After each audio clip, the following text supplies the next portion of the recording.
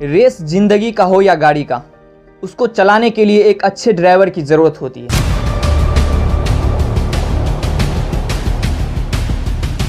जिस तरह से बगैर ड्राइवर के गाड़ी नहीं चल सकती, उसी तरह से बगैर मर्द की ज़िंदगी नहीं चल सकती।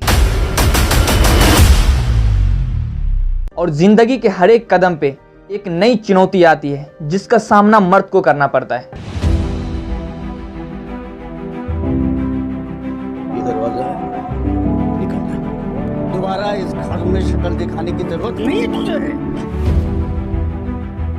और जिंदगी की सबसे यूनिक पॉइंट कि जिस तरह से जुबान 32 दांतों के बीच रहता है, लेकिन उससे वो कभी दबता नहीं है, उसी तरह से आप अपनी जिंदगी को इस तरह से बनाओ कि आप दुनिया में आपके चारों तरफ चाहे कितने भी दुश्मन हो, लेकिन आपको दबना नहीं है। हेलो एवरीवन, मैं हूं तबारक और आप देख रहे हैं तबारक the story man YouTube channel.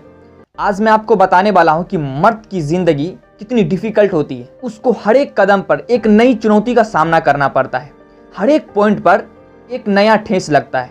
आप में से बहुत सारे लोगों ने ये देखा होगा कि कहते हैं कि मर्द को नहीं रोना चाहिए। आपने देखा होगा कि जब भी कोई मर्द रोता है या कोई लड़का रोता है तो कहता है कि मर्द होकर रो रहा है, मर्द रोआ नहीं करते। क्यों भाई?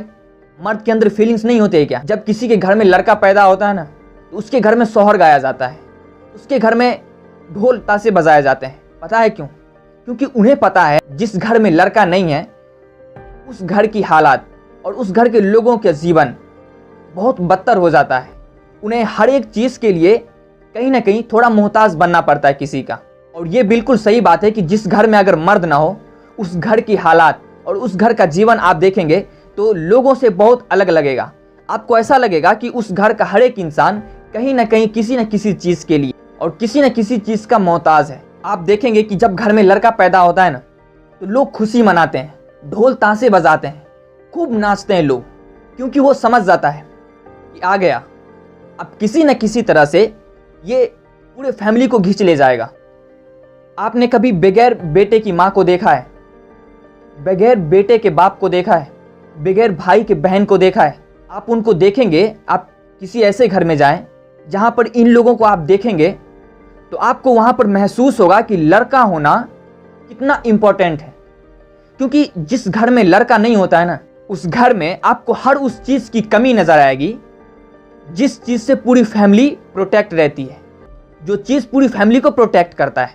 तो लड़का या मर्द फैमिली का एक ऐसा आर्मी है जो किसी भी मुसीबत या किसी भी बुरी परिस्थिति जब अटैक करती है उस पर, तो सबसे पहले उस लड़के से टकराना पड़ता है, उसके बाद ही उसकी फैमिली में इंटर करता है। आपने अपने गांव में देखा होगा कि लोग कहते हैं कि उस बेचारी का जीवन बहुत कठिन है क्योंकि उसका कोई बेटा नहीं है। कहता है कि कोई लड़की अगर जा रही है, अगर उसका भाई नहीं है, तो लोग ये कहते हैं कि उस बेचारी का कोई भाई नहीं है, उसका लाइफ बहुत डिफ़िकल्ट है। ऐसा पता है क्यों कहते हैं? क्योंकि मर्द को ये समझा जाता है कि वो जो होता है ना, उसका इमोशंस, उनको उसे हैंडल करने की उसके अंदर पावर होती है।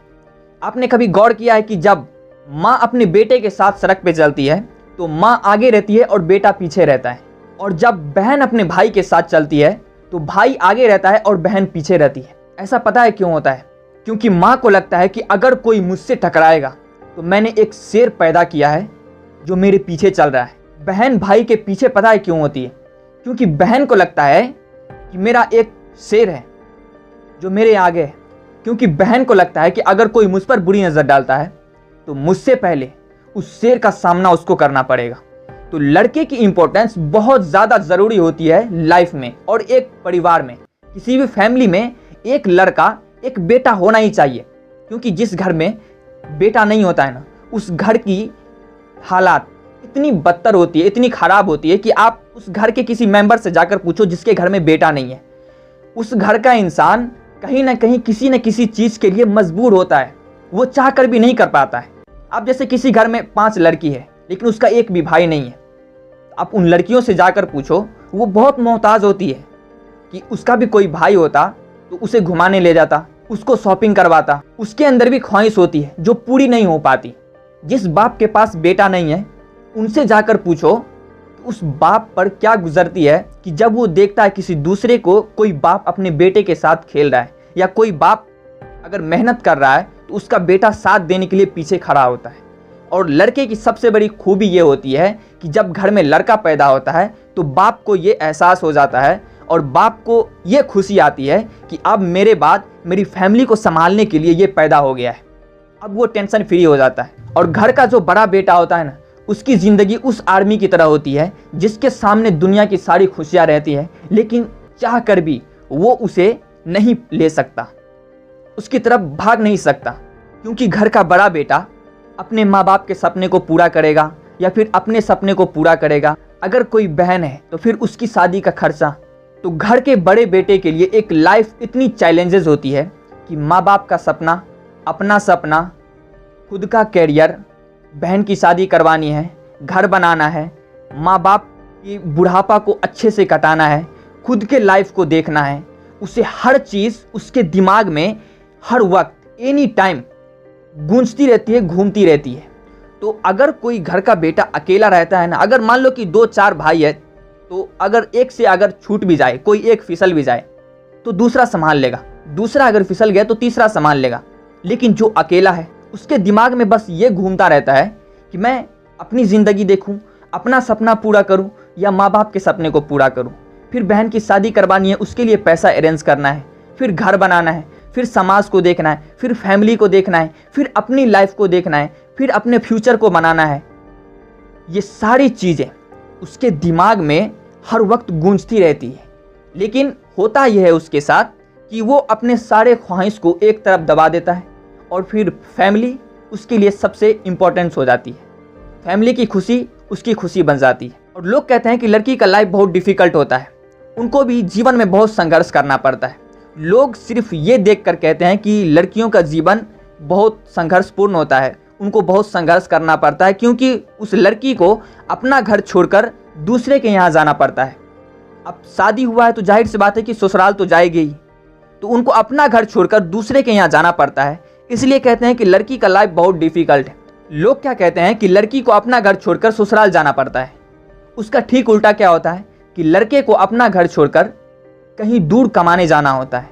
तो जब लड़की ससुराल जाती है तो उसके ससुराल में उसकी सास होती है, उसकी ननद होती है, उसका हस्बैंड होता है, उसका देवर होता है। वहाँ पर कोई ना कोई शख्स होता है उसकी हिफाजत करने के लिए, उसे देखने के लिए। और जब कोई लड़का बाहर कमाने के लिए जाता है तो आपने कभी सोचा है कि वहाँ पर उसको कौन देखता है? अगर रात में मान लो मर गया तो सुबह में जब दूसरे लोग जाकर देखेंगे तभी उसे पता चलेगा कि वो दुनिया में है भी या नहीं है। क्योंकि लड़कों को ना बचपन से ही उनके दिमाग में ये बात डाला जाता है कि तू लड़का है, तू रो नहीं सकता, तुम्हारे अंदर इमोशन नहीं है। अब लड़कों को जब रोते देखेंगे तो दूसरा लोग तुरंत उसे कह देता है कि अरे कितना बड़ा बेवकूफ़ है, मर्द होकर रो रहा है तू। क्योंकि लड़कों को बचपन से यही बात सिखाई जाती है कि तू मर्द है और मर्द रोआ नहीं करते। तो लड़कों की लाइफ बहुत डिफ़िकल्ट होती है। आपको लगता है नहीं कि नहीं होती है, तो आपका अगर कोई भाई हो ना तो उसको देखना, उसको अपने कैरियर से ज़्यादा, अपने फ्यूचर से ज़्यादा आपकी शादी कैसे करवानी है और अच्छे घर में करवानी है, उसके लिए पैसा कहाँ से लाना है, इसका टेंशन उसे हमेशा लगा रहता है। और कहीं ना कहीं आपको तो ये रहता है ना दिमाग में, दिल में, कि मेरा भाई है या फिर मेरा बाप है, ये तो मेरी शादी करवा ही देंगे। लेकिन करवानी किसको है?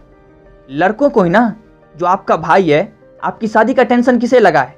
आपके भाई को। ऐसे ही डायलॉग ये फेमस नहीं है कि कहते हैं कि जिसके घर में लड़का नहीं है वो भी कोई घर है क्या?